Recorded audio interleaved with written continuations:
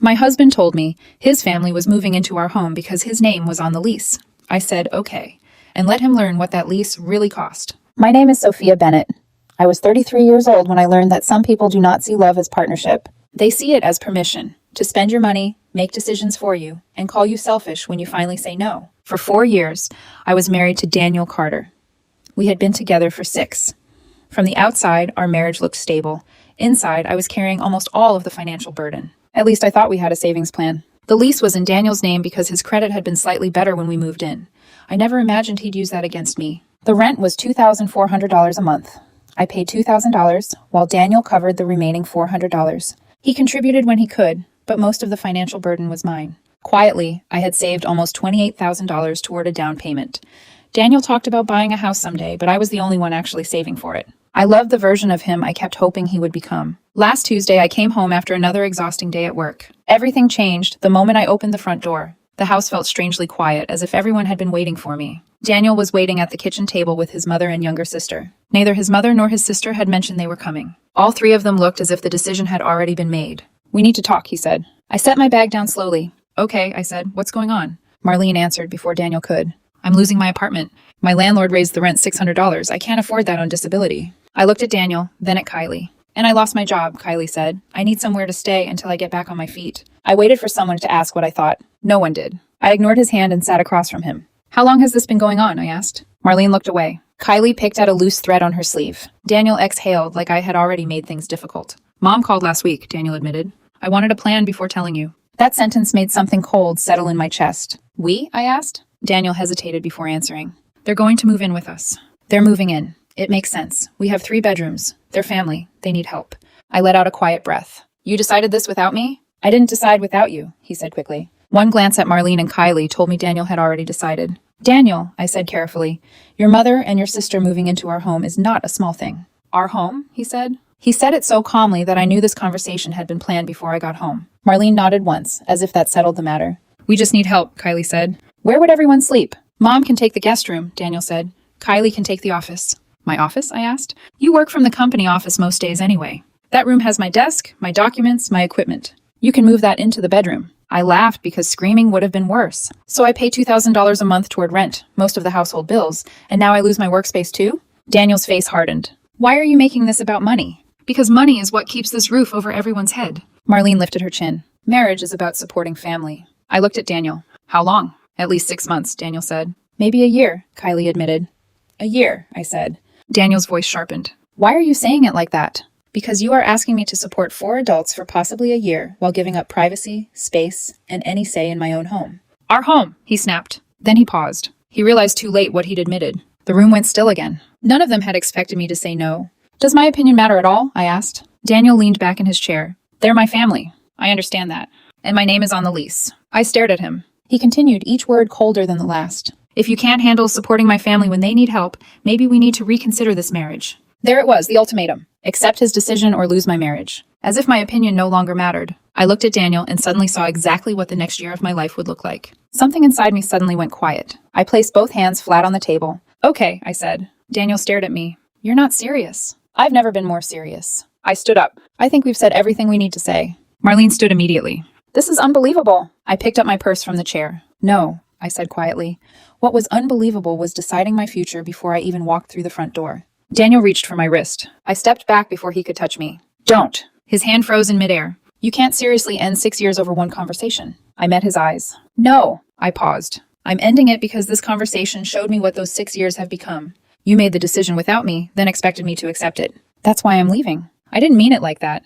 "Then how did you mean it?" He opened his mouth. Nothing came out. For the first time since I had walked through the front door, Daniel looked uncertain. Not guilty, just uncertain. As though he genuinely believed there was another interpretation of the words he had chosen. Marlene folded her arms. "You're twisting everything." I looked at her politely. "I haven't twisted a single word." She scoffed. "Families help each other." "They do. Then what's the problem?" "The problem is that nobody asked whether I was willing to." Kylie rolled her eyes. "Oh my God." I turned toward her. "You've been sitting here for the last 15 minutes. She shrugged. "You already have 3 bedrooms. So? So it just makes sense." "For whom?" "For everyone." I almost smiled. "No. It makes sense for the 3 people who already decided." Daniel rubbed both hands over his face. "Can we please stop arguing?" "I agree." He looked relieved. Then I said, "So I'm going upstairs to pack." His eyes widened. What? You heard me. Sophia, I'll only take what belongs to me. He stood so quickly that the chair scraped loudly across the hardwood floor. You're overreacting. I don't think I am. People say things when they're emotional. I wasn't emotional. You were? No. I looked directly at him. You were. That sentence hit him harder than I expected. He blinked twice. Then his voice softened. Please. It was the first genuine word he had spoken all evening. We can figure this out. I nodded once. We could have. He frowned. What does that mean? It means if you'd come to me last week and said, my mom and sister are struggling. Can we talk? If you'd asked first, we might have solved this together. The room became perfectly still again. But that's not what happened. Daniel swallowed. You made the decision without me, reminded me whose name was on the lease, and threatened our marriage when I disagreed. His shoulders slowly dropped. I never thought... I know. I interrupted him gently. You never thought I'd choose the second option. Without another word, I walked upstairs. Behind me, I heard hurried footsteps. All three of them followed. The bedroom suddenly felt smaller than it ever had before. I opened the closet, pulled down my suitcase, set it on the bed. The zipper echoed through the room. Daniel stood in the doorway. Sophia. No answer. I folded 3 sweaters. Placed them inside. You can't actually leave. Still nothing. He stepped closer. Where are you even going? I'll find somewhere. A hotel? If that's what it takes. His voice cracked. This is insane. I zipped another compartment. I packed my laptop, important documents, and the savings I'd spent years building. Daniel watched me place the envelope into my backpack. I didn't even know you still had all of that. I know. You never told me. I stopped talking about it when I realized I was the only one adding to it. That landed. He looked away. Behind him, Marlene whispered, She's being dramatic. I ignored her. Kylie leaned against the wall. So you're just abandoning your husband? I looked up. No. I'm refusing to finance a decision that excluded me. You make it sound like money is all you care about. I folded another blouse. If money didn't matter, none of you would be sitting in this room. Nobody answered. Because everyone knew it was true. The more I packed, the clearer my decision became. Daniel never stopped watching. Eventually, he spoke again. I love you, Daniel whispered. I met his eyes. I believe you. His face lifted with a flicker of hope. But love without respect isn't enough. The hope disappeared. I never wanted to hurt you. I know. You just never thought your decisions would hurt me. He opened his mouth, then closed it again. For the first time that evening, he had no answer. I zipped my suitcase. Daniel stepped in front of the bedroom door. Please don't go.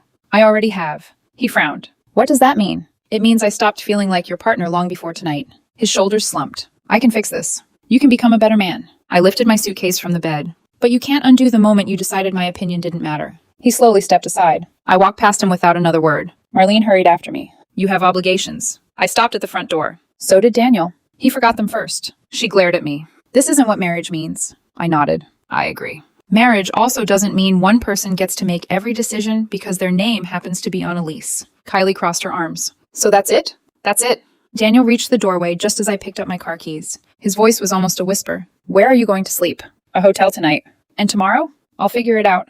You can't leave me like this. I looked at him one last time. The lease is in your name. I repeated his own words calmly. So it's your responsibility now. His face crumpled. I opened the front door. Cool evening air rushed across my face. For the first time in months, I could breathe. I loaded my suitcase into the trunk. Daniel followed me onto the driveway. Sophia! I closed the trunk. He stopped a few feet away. I never wanted this. I looked at him quietly. No, you just expected me to accept everything else. I got into my car. He stood frozen beside the driveway, while Marlene and Kylie remained on the porch behind him. As I drove away, I saw the 3 of them growing smaller in the rearview mirror. Not one of them ran after the car. Not one of them apologized. Not one of them admitted they had been wrong. 20 minutes later, I checked into a hotel. It was the kindest thing anyone had said to me all day. Inside the room, I locked the door, dropped my suitcase beside the bed, and finally allowed myself to sit. The room was finally quiet, and for the first time all evening, nobody was asking me for anything. Just the quiet hum of the air conditioner. My phone wouldn't stop ringing. Daniel, Marlene, Kylie. Missed calls filled the screen. Text messages arrived one after another. Sophia, please come home. You're overreacting. We can fix this. Don't do this. Answer me. I stared at the screen for several seconds. Then I held the power button. The display went black. For the first time that night, so did the noise. The next morning, I woke before sunrise. Instead of driving home, I called a coworker who had finalized a divorce the previous year. I need the name of your attorney, I said. There was a brief pause. Then he quietly replied, I'll text you her number. By 9 o'clock, I had scheduled a consultation for Friday. By Thursday morning, I finally turned my phone back on. 86 unread messages waited for me. I read only enough to understand one thing. Nobody was apologizing. They were only asking how they were supposed to pay the rent without me. That told me everything I needed to know. Before blocking Daniel's number, I sent one final message. I meant what I said. We're done. Please have your attorney contact mine from now on. Then I blocked Daniel. I blocked Marlene. I blocked Kylie. As the screen went quiet again, I had the unmistakable feeling that the hardest part wasn't leaving that house. It was finally accepting that I never truly had a home there. Friday morning arrived with gray skies and a steady drizzle tapping against my windshield as I drove across town to my attorney's office. I expected to feel guilty. Instead, I felt strangely clear. The building itself was ordinary. 3 stories of brick and glass, tucked between a dentist's office and an accounting firm, but when I stepped inside, it felt like crossing an invisible line. For the first time since leaving the house, I wasn't reacting. I was making decisions. A receptionist greeted me with a warm smile before leading me into a conference room where my attorney, Rebecca Lawson, was already waiting. She shook my hand firmly. "Sophia Bennett? That's me. Please have a seat." Rebecca looked to be in her mid-40s, composed without being intimidating. Thick folders were stacked neatly beside her laptop, and she had the kind of calm voice that made emotional situations suddenly sound manageable. Rebecca confirmed the lease was Daniel's responsibility, not mine. She told me to save every message, avoid arguing with Daniel, and let her handle the legal process. By the time I left Rebecca's office, the rain had stopped. The clouds were beginning to separate, allowing narrow beams of sunlight to break through. It felt symbolic. For nearly 6 years, I'd convinced myself compromise was the same thing as love. Now I was beginning to understand the difference. That evening, I found a 1-bedroom apartment less than 15 minutes from my office. It wasn't large. It didn't have 3 bedrooms. There was no oversized backyard or formal dining room. But the moment I walked through the front door, I smiled. Large windows overlooked a small park. The kitchen was bright. The bedroom felt peaceful. The rent was $1,400, $1,000 less than I had effectively been paying every month. The leasing agent handed me an application. "We can have it ready in about 2 weeks." I looked around the empty apartment one more time. No arguments, no expectations, no one waiting to tell me what I owed them. I'll take it. Meanwhile, life inside Daniel's house had apparently become much more complicated. I only learned the details through Melissa, a mutual friend from college who still occasionally spoke with both of us. She called me one evening. "Do you want the short version or the entertaining version?" I laughed softly. "I'm guessing they're different." "Oh, very. I've got time." Melissa lowered her voice dramatically. "So, they actually moved in." I closed my eyes. "Already?" "The very next day." I wasn't surprised. Apparently, Daniel had convinced himself I'd calm down after a few days. Instead, he watched his mother carry box after box into the guest room while Kylie claimed my former office without asking a single question. "They thought you'd be back before the weekend," Melissa said. "I wasn't." "No. They're starting to realize that." I leaned back against my hotel pillow. "What happened?" Melissa almost sounded guilty for enjoying the story. "Your mother-in-law loaned them $1,500. She had that much?" "Not exactly." A pause. "She took out a payday loan." I actually sat upright. "What?" 30% interest. I stared at the ceiling. "Oh, it gets better. It usually does." "They're already fighting." "About what?" "Everything." "They were already arguing about everything," Melissa said. I rubbed my forehead. "It's only been a week." "I know." "And Daniel? He keeps trying to play referee." I almost felt sorry for him. Almost. "He chose this." Melissa sighed. "I think he's realizing that now." 2 days later, another unexpected message reached me. Not from Daniel, from an unfamiliar number. "Sophia, please answer." I ignored it. A second message appeared. "It's Daniel. I borrowed my coworker's phone." I still didn't respond. Then came another. "Please, we just need to talk about the rent." I stared at the words. "Not, I miss you. Not, I'm sorry. Not, I was wrong. The rent." Even now, after everything, the first real emergency wasn't losing his wife. It was losing the person paying most of the bills. I locked the phone and set it aside.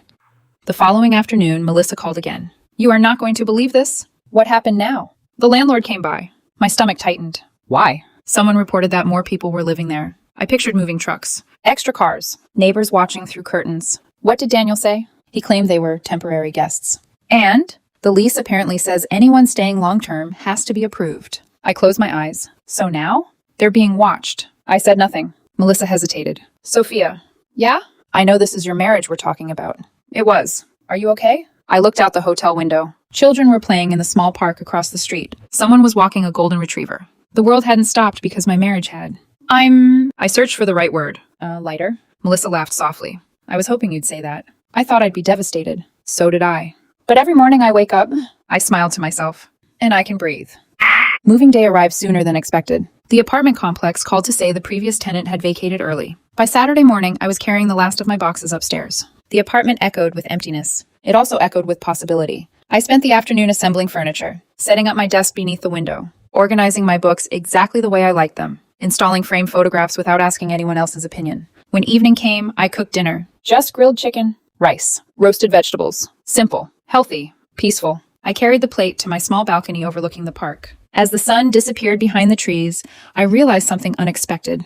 This was the first meal I'd eaten in years without feeling responsible for someone else's emotions. No criticism, no tension, no waiting for the next disagreement. Just silence, comfortable silence. The following Monday, I joined the apartment complex gym before work. For nearly an hour, I ran on the treadmill while music drowned out every lingering thought about Daniel. Later that week, I meal prepped for the first time in months. By Friday, I had finished reading a novel that had been collecting dust on my shelf for almost a year. Little by little, my life stopped revolving around surviving someone else's decisions. I didn't go downstairs immediately. Instead, I stood behind the tinted conference room window overlooking the lobby. Daniel looked nothing like the man who had calmly reminded me 2 weeks earlier that the lease was in his name. His shoulders were slumped. Dark circles rested beneath his eyes. He kept pacing between the reception desk and the entrance, checking his phone every few seconds before glancing toward the elevators again. Our receptionist looked up at me through the glass. "Do you want me to send him away?" For a moment, I considered it. Rebecca had already warned me not to have emotional conversations without a record. But another thought crossed my mind. I wanted to see whether Daniel had finally come because he regretted losing me,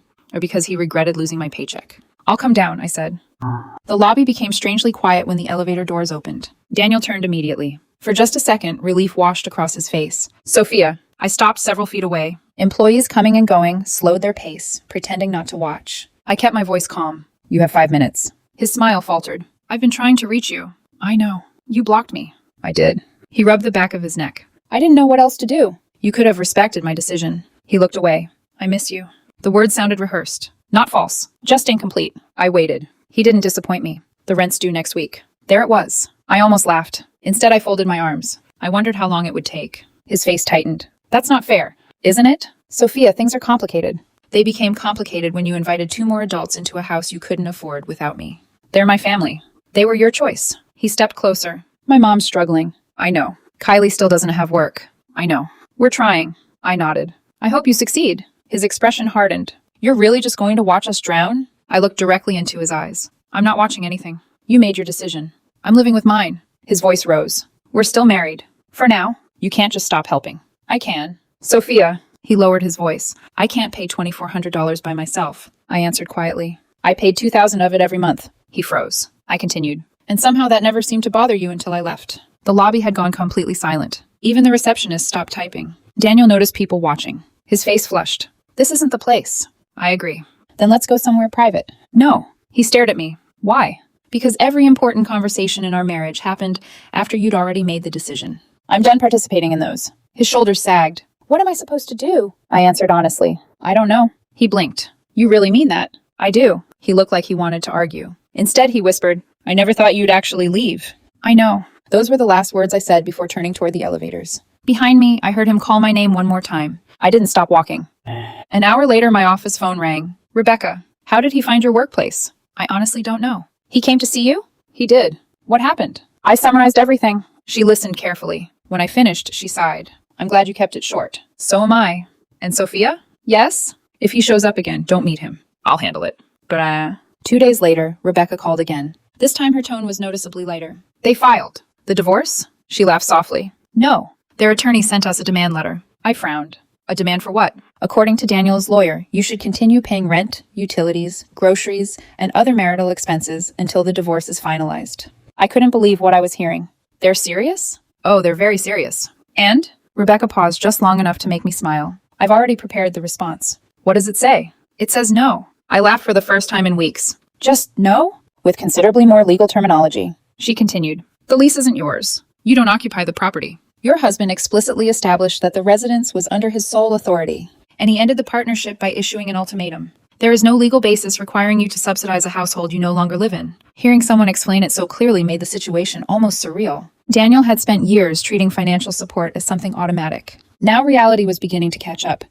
3 weeks after I left, Rebecca called again. "Court hearing next Tuesday." "So soon?" "There isn't much to argue about." She was right. The courthouse was colder than I expected. White marble floors reflected the fluorescent lights overhead. People sat quietly outside various courtrooms, each carrying their own version of heartbreak. Daniel arrived with his attorney just before the hearing. He looked older, not physically, emotionally. When our eyes met, he gave a small nod. I returned it. Neither of us smiled. Inside the courtroom, the hearing lasted less than 30 minutes. Daniel's attorney stood first. He argued that I had abandoned the marital residence, that I had voluntarily paid household expenses throughout the marriage. That fairness required me to continue supporting those expenses until the divorce became final. Rebecca waited patiently. When it was her turn, she approached the bench carrying a single folder. "Your Honor," she began. "This case is considerably simpler than opposing counsel suggests." She handed copies of several exhibits to the judge.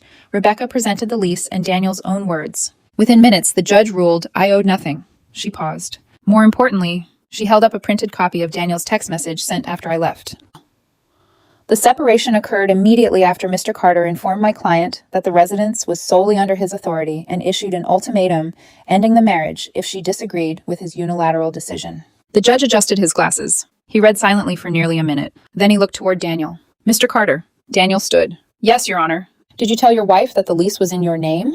Yes. Did you tell her that if she couldn't accept your decision, the marriage was over? Daniel hesitated. His attorney closed his eyes. Finally, yes. The courtroom became very still. The judge folded the papers together. Then I fail to see how Mrs. Bennett bears legal responsibility for continuing to finance a residence that you expressly claimed was under your exclusive control. Daniel lowered his head. The judge continued. The court finds no basis requiring Mrs. Bennett to continue paying rent or household expenses associated with this property. He glanced toward Rebecca. Health insurance shall remain in place until the divorce is finalized, consistent with state requirements. Rebecca nodded. Understood, Your Honor. Otherwise, the judge closed the file. Financial obligations regarding the leased residence remain solely with the leaseholder. His gavel struck once. The hearing was over. Ma'am. Outside the courtroom, Daniel stopped several feet ahead of me. Sophia. I paused. His attorney quietly stepped away, giving us a little space. Daniel looked exhausted. I never wanted lawyers. I answered honestly. Neither did I. I thought we'd fix this. You had that chance. His breathing became uneven. I've made mistakes. Yes. I know that now. I waited. He swallowed. My mom and Kylie are fighting every day. I remain silent. The bills keep piling up. Still nothing. The landlord keeps calling. I finally spoke. I'm sorry your situation is difficult. His eyes brightened slightly. Then I finished. But that doesn't change the choices that created it. He looked down at the courthouse steps. I thought family was supposed to stick together, I answered quietly. I thought spouses were family. Neither of us spoke again.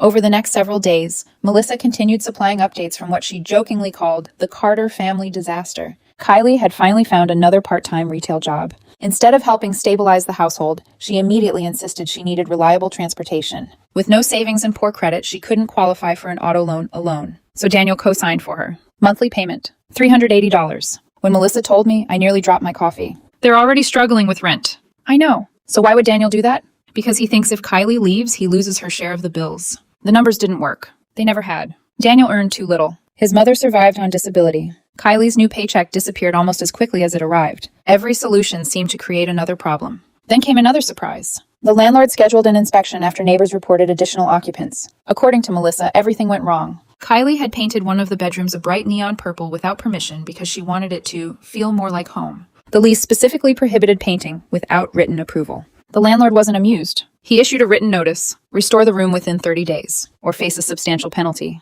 Melissa laughed while telling me the story. I don't think anyone there understands what a lease actually is. I stared out my apartment window toward the quiet park below. A gentle breeze moved through the trees. Children laughed near the playground. Inside my apartment, everything was exactly where I had left it. No shouting, no tension, no ultimatums. For the first time in years, peace no longer felt temporary. It finally felt like home. The weeks that followed didn't end with one dramatic collapse. They unraveled one bill at a time, one argument at a time, one bad decision piled on top of another. I never had to go looking for updates. They somehow found me anyway. Some came through Rebecca, others came through Melissa, and a few arrived from relatives who apparently believed guilt was a form of communication. None of it changed my decision. If anything, it confirmed it. One Monday afternoon, Rebecca called while I was finishing lunch in the office break room. Sophia, do you have a minute? Of course. There have been a few developments. I carried my coffee into an empty conference room before answering. I'm listening. Daniel's attorney reached out again. I sighed. What now? He wants mediation. I thought we were already negotiating through attorneys. We are, but they're hoping you'll voluntarily contribute money toward the rent until the lease expires. I stared out the window. They're still asking?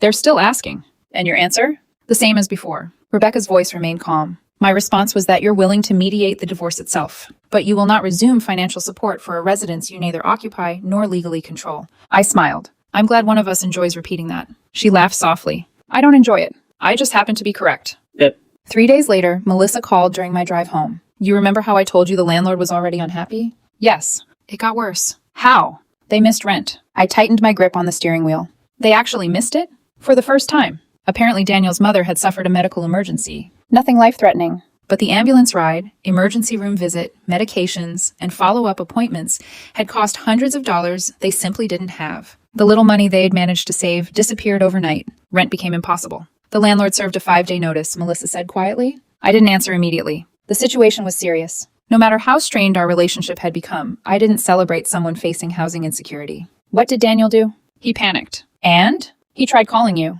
I wasn't surprised. He left a voicemail. I deleted it without listening. Melissa was silent for a moment. I figured. That evening, curiosity almost got the better of me. Almost. I opened my blocked voicemail folder. There it was. Daniel. 28 seconds. My thumb hovered over the screen. Then I locked my phone again. Whatever he wanted to say. He had already had countless opportunities to say before lawyers became involved. If it hadn't mattered then, I wasn't willing to let it matter now. Saturday morning brought another surprise. I was walking through the local farmer's market with a reusable shopping bag full of vegetables when someone called my name. Sophia? I turned. It was Daniel's cousin, Emily. We'd always gotten along reasonably well. She smiled politely. Can we talk for a second? I nodded. Sure. She hesitated before speaking. I know this isn't really my place. I waited. But Daniel's having a really hard time. I'm aware. He misses you. I looked at her carefully. Did he tell you that? Yes. And did he also tell you why? Emily looked uncomfortable. He said everything just got out of hand. I smiled sadly. Things don't just get out of hand. They get there one decision at a time. She sighed. I just hate seeing the whole family falling apart. So do I. Then why not help? The question wasn't hostile. It was genuine. I appreciated that. I helped for 6 years, I said. I'm simply not paying for choices that were made without me. I supported Daniel while we planned a future together. I paused. What I won't do is finance the consequences of a decision I was never allowed to make. Emily lowered her eyes. I guess I never thought about it that way. Most people didn't. She nodded slowly. I hope things work out for both of you. I do too. And for the first time, I realized I truly meant it. Not because I wanted my marriage back. Because I no longer wanted anyone to lose. I simply refused to lose with them. Life inside my apartment settled into a rhythm that felt almost unfamiliar. Work. Morning workouts. Quiet dinners. Books before bed. On Friday evenings, I met coworkers for trivia night. On Sunday mornings, I drank coffee on my balcony while watching joggers circle the park below. The silence no longer felt lonely. It felt earned. Sometimes I'd catch myself waiting for criticism that never came. Waiting for someone to question how I spent my money. Waiting for someone to tell me I was selfish for choosing myself. The voice never arrived. Little by little, I realized it had never really belonged to me. Rebecca called again the following week. The property division should be simple. It is? There isn't much to divide. We reviewed everything together. Furniture, kitchen appliances, small household items. Then she mentioned the joint tax refund. Approximately $3,400. So $1,700 each. Correct. I nodded. That seems fair. Rebecca laughed once. Daniel's attorney doesn't agree. I raised an eyebrow. What now? He suggested you voluntarily surrender your half to help Daniel with living expenses. I almost thought she was joking. Seriously? Seriously. What did you say? I reminded him that divorce settlements are governed by law, not sympathy. I couldn't help smiling. Thank you. You're paying me to say exactly that. A few days later, Melissa called again. You are never going to believe today's update. I laughed. I've started expecting that sentence. The landlord isn't renewing the lease. My smile faded. Already? Apparently the violations added up. She began listing them. Unauthorized long-term occupants. Unauthorized painting. Late rent. Too many adults living in the property. Repeated complaints. They have 2 months. To move? Melissa sighed. Yes. And nobody knows where. For several seconds, neither of us spoke. Finally, she asked quietly, Do you feel bad? I answered honestly. I feel sad. There's a difference. What difference? I don't want anyone to suffer. But I also know this isn't something I caused. Melissa let out a long breath. I think that's the healthiest thing you've said since all this started. Maybe it was. Nah. The following Tuesday, I received an email from Rebecca with a short note attached. Thought you should see this. It contained another letter from Daniel's attorney. This one wasn't about money. It was about reconciliation. Daniel wanted to know whether I would consider pausing the divorce while the two of us attended counseling. I read the letter twice. Then I called Rebecca. What do you think? She answered carefully. My opinion doesn't matter. I know. But you've seen a lot of divorces. I have. So? She was quiet for a moment. Counseling can repair communication. It cannot undo repeated choices. I looked across my apartment. Everything around me reflected the life I had rebuilt. Peace. Order. Freedom. What if he really has changed? Rebecca asked a question instead. Has he apologized for making the decision without you? I thought back over every conversation, every message, every courtroom exchange, every request. Number. What has he apologized for? I searched my memory again. Finally.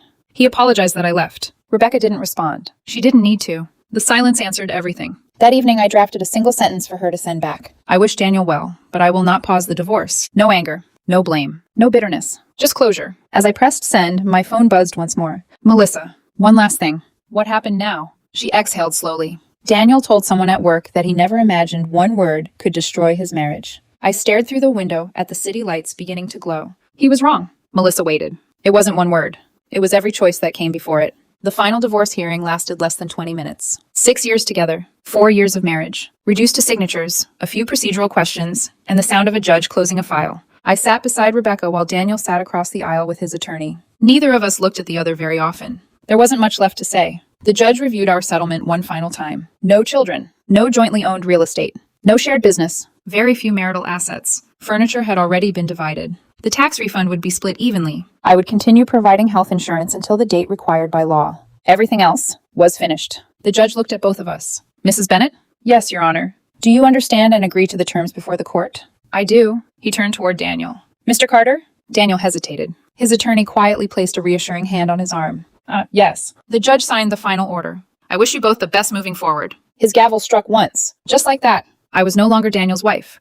Outside the courthouse, Rebecca smiled. Congratulations. It felt like an unusual word after a divorce. I laughed quietly. I'm not sure congratulations is the right one. It is. She adjusted the strap of her briefcase. People think divorce always represents failure. It doesn't. Sometimes it's simply the moment someone stops accepting what should never have been normal. I looked back at the courthouse entrance. Daniel was still standing near the steps. His attorney spoke to him briefly before walking toward the parking lot. For a moment, Daniel looked completely alone. He slowly approached. Sophia. I stopped. Not because I owed him another conversation. Because I wanted our last one to end differently than our first. He stood a few feet away. I guess this is really it. Yes. I kept thinking something would change. I know. He nodded slowly. I've replayed that night over and over. So have I. I shouldn't have said the lease was mine. No. I shouldn't have made the decision without you. No. I shouldn't have given you that ultimatum. I studied his face carefully. For the first time since everything began, he wasn't defending himself. He wasn't asking for money. He wasn't blaming anyone else. He simply looked tired. I know that now, he whispered. I believed him. The problem was, understanding something after losing it isn't the same as protecting it while you still have it. I hope you find peace, Daniel. His eyes became glassy. You don't hate me? I answered honestly. No, I just can't build a future on what happened. He nodded, very slowly. I understand. Whether he truly did or not, I would never know. He turned and walked toward his car without looking back. That was the last time I ever saw him. Life moved forward far more quietly than I expected. There wasn't a dramatic celebration. No sudden romance. No perfect ending wrapped in a bow. There was simply life. Monday mornings at work. Coffee on my balcony before sunrise. Evening walks through the park. Books that actually stayed where I left them. Groceries that lasted exactly as long as I expected. Bills that reflected only my own choices. Freedom wasn't loud. It was wonderfully ordinary. Go. About 2 weeks after the divorce became final, Melissa invited me to dinner. Halfway through dessert, she smiled across the table. You want the final Carter family update? I laughed. I had a feeling there'd be one.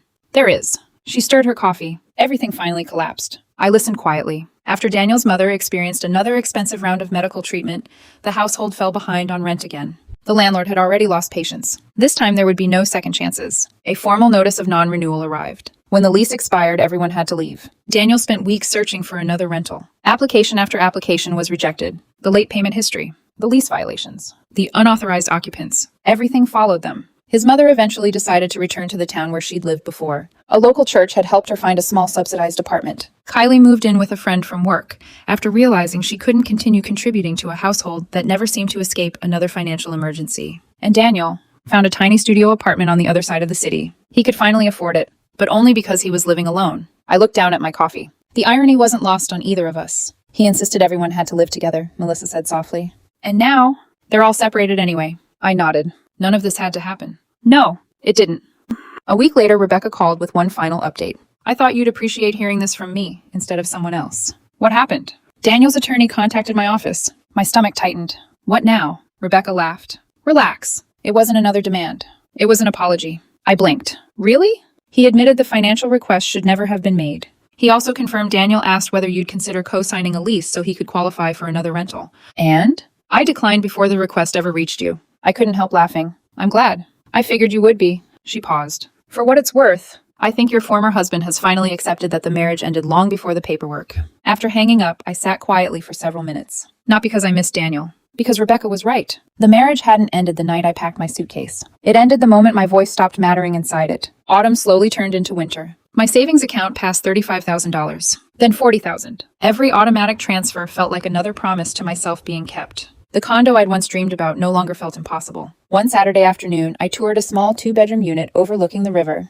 Bright windows, hardwood floors, a tiny balcony filled with afternoon sunlight. As I stood inside the empty living room, I smiled. Not because I was buying property, because no one else had chosen it for me. My opinion finally determined where I lived. That realization meant more than any mortgage ever could. Friends occasionally asked whether I regretted leaving. The answer never changed. I regret that it became necessary. I never regretted doing it. There is a difference. I don't celebrate broken marriages. I celebrate healthy boundaries. Looking back now, the warning signs had always been there. Small compromises that slowly became expectations. Conversations that slowly became announcements. Requests that quietly transformed into obligations. Until one evening, Daniel reminded me that the lease was in his name, as if that meant our partnership belonged to him too. He expected me to fear losing the marriage. Instead, I realized I had already been losing myself. Walking away wasn't the hardest thing I ever did. Staying would have been. People sometimes ask what finally gave me the courage. The truth is surprisingly simple. I didn't leave because I hated Daniel. I left because staying would have cost me even more. The sudden realization that a future built on ultimatums would never become the future I'd spent years working toward.